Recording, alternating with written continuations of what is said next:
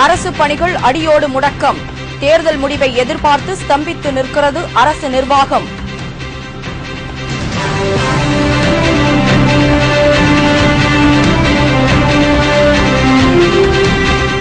நாளை பகவான் மகாவீர் ஜெயந்தி.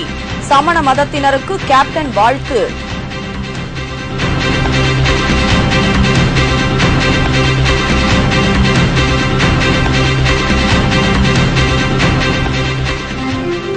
வாக்குப்பதிவு இயந்திரங்களை மத்திய சிறப்பு படை கண்காணிக்க வேண்டும். ஜெயலலிதா வேண்டுகோள்.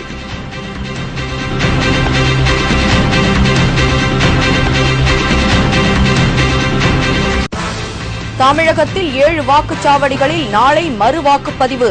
தேர்தல் ஆணையம் அறிவிப்பு.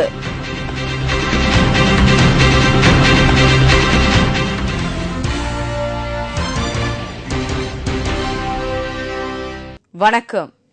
விரிவான செய்திகள். தேர்தல் முடிவுகள் மே 13ஆம் தேதிதான் வெளிவரும் என்பதால் அரசு பணிகள் அனைத்தும் முடங்கியுள்ளன. பொதுவாக வாக்குப்பதிவு முடிந்து ஓரிரு நாட்களில் அல்லது ஒரு வார காலத்தில் ஓட்டுகள் எண்ணப்பட்டு முடிவுகள் அறிவிக்கப்படும். ஆனால் ஏப்ரல் 13ஆம் தேதி நடந்த வாக்குப்பதிவை அடுத்த மே 13ஆம் தேதிதான் ஓட்டுகள் எண்ணப்பட இருக்கின்றன. இந்த நிலையில் தற்போதுள்ள திமுக அரசு எந்தவிதமான கொள்கை முடிவுகளும் எடுக்க முடியாது. இதனால் தலைமைச் செயலகத்தின் பணிகள் அனைத்தும் முடங்கி போயுள்ளன.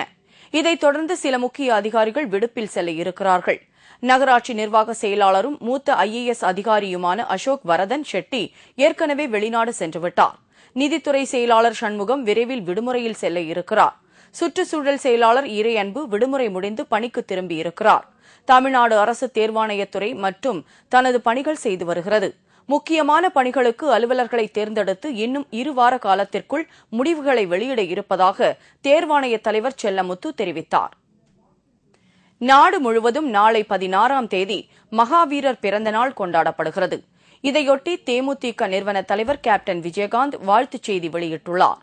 அதில் பிற உயிர்களுக்கு தீங்கு செய்யாதது மட்டுமல்ல, அவைகளுக்கு ஏற்பட்டுள்ள கஷ்டங்களை போக்குவதை கொள்கையாக வகுத்து தந்தவர் மகான் மகாவீர் ஆவார்.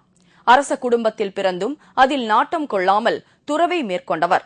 மனித குலம் அன்பும் அருளும் கொண்டு வாழ்க்கையில் வன்முறையை அறவே கைவிட்டு ஒன்றுபட்டு வாழ வேண்டும் என்று அருளுரை தந்தவர் என்றும் கேப்டன் கூறியுள்ளார். அவரது பிறந்த நாளான 16ஆம் தேதியன்று அவர் போதித்த சமண சமயத்தை கடைபிடிக்கும் சான்றோர் பெருமக்களுக்கு இதயமார்ந்த வாழ்த்துக்களை தெரிவித்துக் கொண்டுள்ளார். இதேபோல் அதிமுக பொதுச் செயலாளர் செல்வி ஜெயலலிதா வெளியிட்டுள்ள வாழ்த்துச் செய்தியில் மகாவீரரின் சிந்தனைகளை சிந்தையில் கொண்டு தமிழகமெங்கும் அன்பும் அறநெறியும் தழைத்தோங்கிட அனைவரும் பாடுபட வேண்டும் என்று கூறி மகாவீரர் ஜெயந்தியை கொண்டாடும் அனைவருக்கும் இனிய நல்வாழ்த்துக்களை கூறியுள்ளார். இதனிடையே நாளை மகாவீர் ஜெயந்தியை முன்னிட்டு தமிழகத்தில் உள்ள இறைச்சிக் கடைகள் மற்றும் அரசு மதுபான கடைகளை மூட அரசு உத்தரவிட்டுள்ளது. மே 13ஆம் தேதி வாக்கு எண்ணிக்கைக்கு பிறகு அதிமுக அணி வெற்றி பெற்றதும் தமிழ் புத்தாண்டு கொண்டாடப்படுவது குறித்து புதிய உத்தரவு பிறப்பிக்கப்பட உள்ளது. தாய் முதல் தேதியான ஜனவரி 14ஆம் தேதி தமிழ் புத்தாண்டு கொண்டாடப்படும் என்று திமுக அரசு ஏற்கனவே அறிவித்துள்ளது. பொங்கல் பண்டிகையே தமிழர்களின் திருநாள் என்றும் அன்று தமிழ் புத்தாண்டு கொண்டாடப்படும் என்றும் முதலமைச்சர் கருணாநிதி அறிவித்திருந்தார்.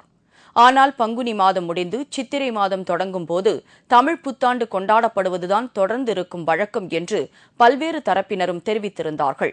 எனவே மே 13ஆம் தேதிக்கு பின் அமைய இருக்கும் புதிய அரசு தமிழ் புத்தாண்டு தினத்தை சித்திரை முதல் நாள் கொண்டாடுவது என்று அறிவிப்பு வெளியிட இருக்கிறது.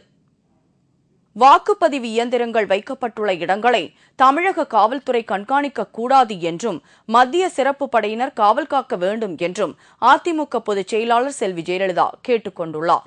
அவர் விடுத்துள்ள அறிக்கையில் அதிமுக கூட்டணி வெற்றி பெறவும் புரட்சித் தலைவர் எம்ஜிஆர் அவர்களின் நல்லாட்சி தமிழகத்தில் மலரவும் பாடுபட்ட அதிமுக மற்றும் தோழமை கட்சியினருக்கு நன்றி தெரிவித்துக் கொண்டார். தேர்தலை அமைதியாகவும் சுதந்திரமாகவும் நடத்திய தேர்தல் ஆணையத்திற்கு அவர் நன்றி தெரிவித்தார்.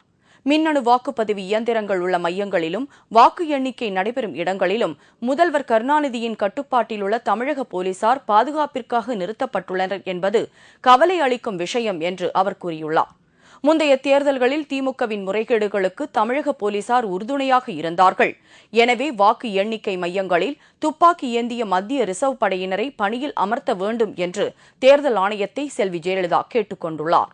மின்னணு வாக்குப்பதிவு இயந்திரங்கள் வைக்கப்பட்டுள்ள மையங்களில் அதிமுகவினரும் கூட்டணி கட்சியினரும் கண்காணிக்க வேண்டும் என்றும் அவர் தனது அறிக்கையில் வேண்டுகோள் விடுத்திருக்கிறார். வன்முறை, மின்னணு இயந்திர கோளாறு உள்ளிட்ட பல்வேறு காரணங்களால் தமிழ்நாட்டில் 7 வாக்குச்சாவடிகளில் நாளை மறு வாக்குப்பதிவு நடைபெறுகிறது. தமிழகத்தின் 234 தொகுதிகளிலும் கடந்த 13ஆம் தேதி ஒரே கட்டமாக தேர்தல் நடைபெற்றது. தேர்தலின்போது ஒரு சில வாக்குச்சாவடிகளில் மின்னணு இயந்திர கோளாறு, வன்முறை உள்ளிட்ட காரணங்களால் 7 வாக்குச்சாவடிகளில் மறு வாக்குப்பதிவு நடத்த தேர்தல் ஆணையம் முடிவு செய்துள்ளது. அதன்படி கன்னியாகுமரி மாவட்டத்தில் கிள்ளியூர் தொகுதி, திருவண்ணாமலை மாவட்டத்தில் ஆரணி தொகுதி, தேனி மாவட்டத்தில் போடிநாயக்கனூர் தொகுதி, கடலூர் மாவட்டத்தில் நெய்வேலி தொகுதி, தஞ்சாவூர் மாவட்டத்தில் வலியவட்டம் வாக்குச்சாவடி, திருவிடைமருதூர் தொகுதியில் பருத்திக்குடி வாக்குச்சாவடி ஆகிய 7 இடங்களில் மறு வாக்குப்பதிவு நாளை நடைபெறும் என்று அறிவிக்கப்பட்டுள்ளது. 2G அலைக்கற்றை ஒதுக்கீடு ஊழல் வழக்கில் முன்னாள் மத்திய அமைச்சர் ராசாவிற்கு எதிராக சாட்சியம் அளித்த 7 பேர் உயிருக்கு ஆபத்து இருப்பதால் பாதுகாப்பு வழங்குமாறு அரசு வழக்கறிஞர் லலித் நீதிமன்றத்தில் தெரிவித்துள்ளார். 2G அலைக்கற்றை ஊழல் வழக்கில் சிக்கிய முன்னாள் மத்திய அமைச்சர் ராசா டெல்லி திகார் சிறையில் உள்ளார். இந்த வழக்கில் சாட்சியம் அளித்த ராசாவின் தனி உதவியாளர் ஆசிர்வாதம் ஆச்சாரி மற்றும் ஆலோசகர் RP அகர்வால், அசோக் வாத்வா, ஹசீஸ் கரியேக்கர், AK ஸ்ரீவத்சவா, ராம்ஜித் சிங் சுகா, தேவதத்தா பண்டிட் ஆகிய 7 பேரும் ராசாவிற்கு எதிராக பல முக்கிய தகவல்களை வெளியிட்டுள்ளனர். ஏற்கனவே இந்த வழக்கில் அப்ரூவராக இருந்த சாதிக் பாட்சா மர்மமான முறையில் இறந்ததைத் தொடர்ந்து சாட்சியம் அளித்த அனைவரும் பீதியில் உள்ளனர். இந்த வழக்கில் சாட்சியம் அளித்த 7 பேருக்கும் உயிருக்கு ஆபத்து இருப்பதாக அரசு வழக்கறிஞர் தெரிவித்து அவர்களுக்கு பாதுகாப்பு வழங்க கோரினார். மேற்கு வங்காளத்தில் இடதுசாரி கட்சிகள் மீண்டும் ஆட்சிக்கு வராவிட்டால் விவசாயிகளின் நிலைமை பரிதாபமாக மாறிவிடும் என்று அந்த மாநில முதலமைச்சர் புத்ததேவ் பட்டாச்சாரியா கூறியிருக்கிறார். மேற்கு வங்காளத்தில் தேர்தல் பிரச்சாரம் மேற்கொண்ட புத்ததேவ் பட்டாச்சாரியா மாநிலத்தில் உள்ள 84% நஞ்சை நிலங்கள் விவசாயிகளுக்கு விநியோகிக்கப்பட்டிருப்பதாக தெரிவித்தார். இதனால் விவசாய உற்பத்தி அதிகரித்து இருப்பதாகவும், இடதுசாரி கட்சிகள் மீண்டும் ஆட்சிக்கு வராவிட்டால் பாதிக்கப்படப் போவது விவசாயிகள்தான் என்றும் அவர் கூறினார். மீண்டும் தங்கள் அணி ஆட்சிக்கு வந்தால் வன்முறைகள் ஒடுக்கப்படும் என்றும், இல்லாவிட்டால் நிலைமை மோசமாகிவிடும் என்றும் அவர் கூறினார்.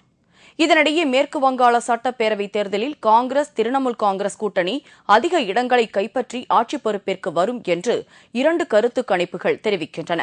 ஆளும் இடதுசாரி கூட்டணிக்கு 101 இடங்கள் கிடைக்கும் என்றும், திரிணாமுல் காங்கிரஸ் கூட்டணிக்கு 182 இடங்கள் கிடைக்கும் என்றும் ஹெட்லைன்ஸ் டுடே கருத்து கணிப்பில் தெரிவித்துள்ளது. இத்துடன் செய்திகள் நிறைவடைந்தன. மீண்டும் தலைப்புச் செய்திகள் மாலை 6 மணிக்கு. உங்கள் பிரச்சினைகளுக்கு உடனடி தீர்வு காண 30134600 என்ற கேப்டன் டிவியின் தொலைபேசி எண்ணுக்கு தொடர்பு கொள்ளுங்கள். வணக்கம்.